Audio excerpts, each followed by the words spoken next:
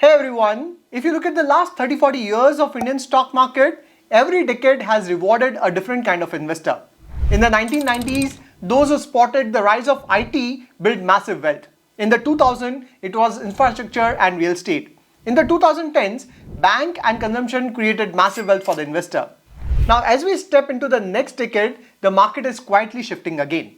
Today, new themes are emerging that are built on policy change, new age consumer behavior, and technological transformation. And if we go by history, the next 10 years will belong to a new set of leaders operating in a completely different sector. Obviously, we all want to identify and write those themes. So in this video, I want to discuss 3 such themes where I find immense growth potential for next decade. And I won't be surprised if 10 years down the line, leaders from these 3 themes become part of Nifty 50 list. But here is the problem. You can't expect linear return from these themes because they are volatile. During upcycle, they can run up a lot. But during down cycle, they can also fall 40-50%. And that's exactly where most retail investors make mistake.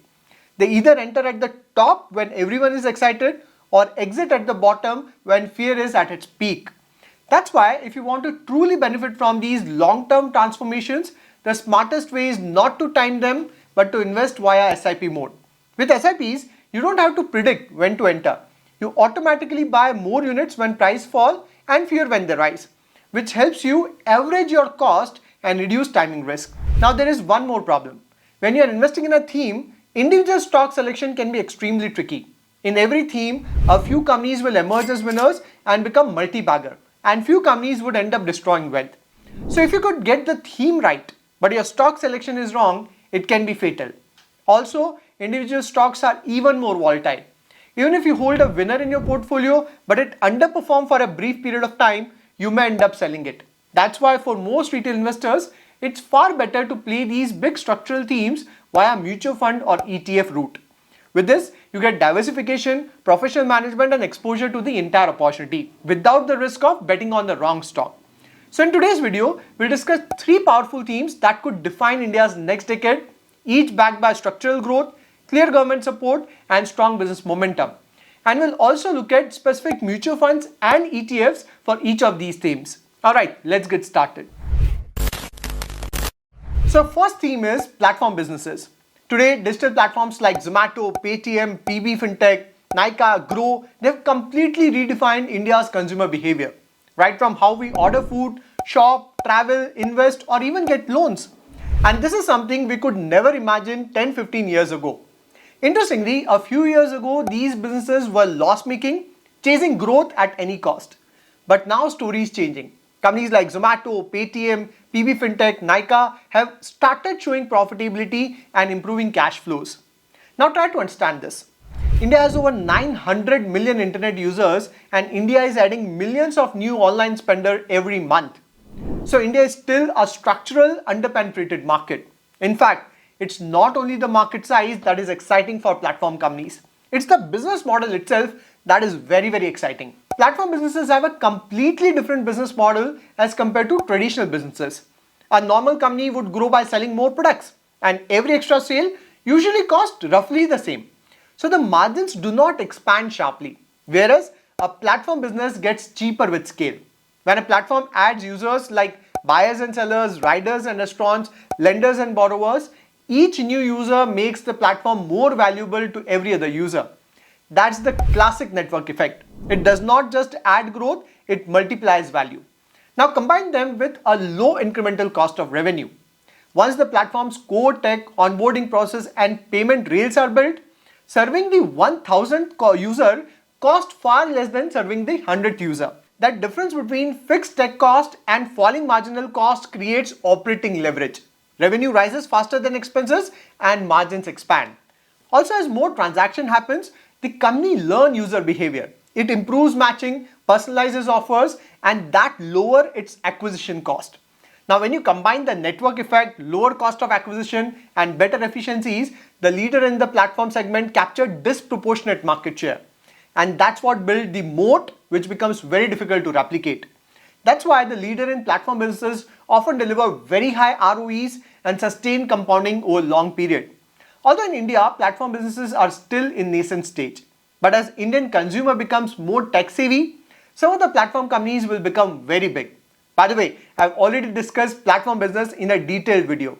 So if you want to understand it better, do watch that video. Having said this, the biggest challenge is, how do you identify the next leader in platform business? What about valuation?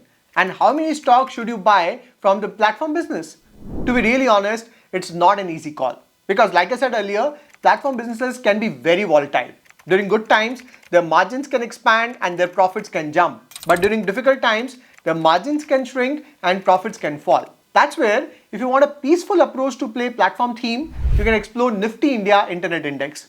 For more detail, you can visit Nifty Indices website and download the index constituent list. Now at the moment, there are two ETFs that replicate this index. First is Mira Asset Nifty India Internet ETF and second is Grow Nifty India Internet ETF.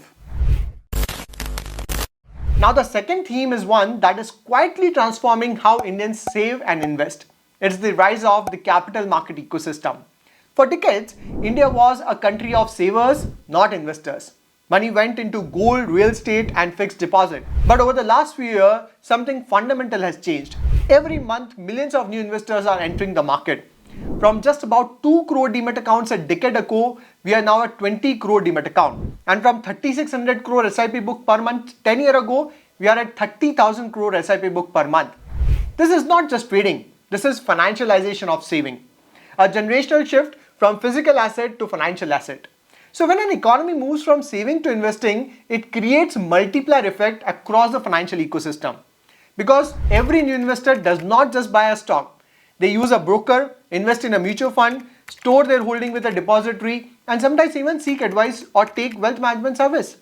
Each of these touch points, exchanges, brokers, depositories, AMCs, registrars, wealth management, they earn a small fee on a growing base of capital. And that base keeps compounding month after month through SIP, mutual fund, ETF and insurance flow. This results in high operating leverage because once the tech and compliance cost is set, every new client adds mostly pure profit. Second, it's asset light, high ROE model. Exchanges and depositories can generate 30 to 50% return on equity consistently. And third is annuitized revenue. Mutual fund AUM fee and brokerage account creates steady recurring cash flow. Of course, there's one catch. This sector is cyclical with sentiment. When markets correct, volume fall, new investors slow down and profits dip. That's why it's not ideal for lump sum bets. The right way to approach it is through SIPs because the direction of India's saving is clear. The path might be bumpy, but the destination is upward. So if you want to participate in this transformation, one option is Motilal Oswal Capital Markets Fund. It invests across companies like BSC, SDFC AMC, MCX, CDSL, 361, CAMS, Angel One, Nippon AMC, Motilal Oswal, and so on. Then third theme is the biggest beneficiary of Atmanirbhar Bharat initiative and it's redefining India's position on the global stage. It's the rise of India's defense manufacturing ecosystem. For decades, India was one of the largest importer of defense equipment in the world. Fighter jets, submarine, missiles, even basic surveillance system, all came from abroad. We were spending billions of dollars every year creating jobs, technology and value, but outside India. But something started to change after 2015. The government began aggressively pushing the idea of Atmanirbhar Bharat in defense. And today, that shift is visible everywhere.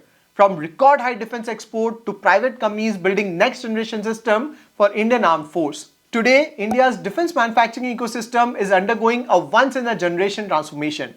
To put the number in perspective, India's defense budget for FY26 stand at over 6.8 lakh crore and around 75% of capital procurement is now reserved for domestic manufacturer.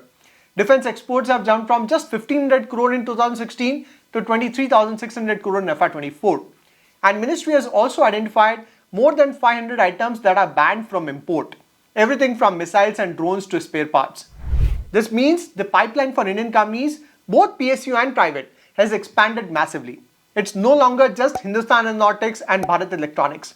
You now have companies like Bharat Dynamics, Solar Industry, Data Pattern, Bharat Forge, Paras Defense, Astra Microwave, MTAR that are emerging as key suppliers and innovators. See, every nation that grows economically eventually invests heavily in national security and indigenous defense capability because it's both strategic and economic. And once a country develops strong domestic defense manufacturing, it creates a multiplier effect. high-tech R&D jobs, export potential, deep manufacturing value chains, and global strategic leverage. So what we are seeing now is the early compounding stage of a long-term runway. Of course, the defense theme is not risk-free. It's policy-driven, which means delay in government order or tender cycles can impact short-term earning, and its export also depend on geopolitical factor. And the biggest risk is valuation. Many defense stocks have already rallied 2 to 3 times in the last 2 years. So volatility can be high.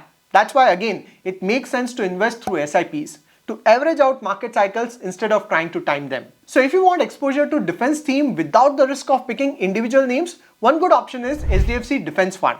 It invests across the entire ecosystem, from core manufacturer like Bharat Electronics, Hindustan Aeronautics, Bharat Dynamics, to private innovators like Solar Industries, Bharat Forge, Astro Microwave, MTAR, Data Pattern, and even elite sectors like precision engineering and defense electronics.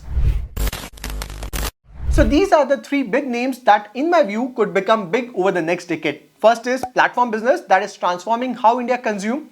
Second is capital market ecosystem that is changing how India invests. And third is defense manufacturing that is reshaping how India builds. Each of these themes have one thing in common. They are backed by a strong policy tailwind, long-term structural growth, and rising domestic participation. But they are also volatile because every high growth themes goes through cycles.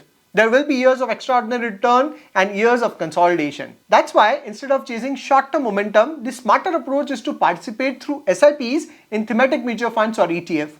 SIP help you average your cost, manage volatility, and let compounding do the heavy lifting. And remember, you don't need to predict the next 10 bagger. You just need to be positioned in the right theme, stay consistent, and give time for the story to play out. Because if India's growth story continues the way it has, some of the biggest wealth creators of the next decade will likely emerge from these very sectors.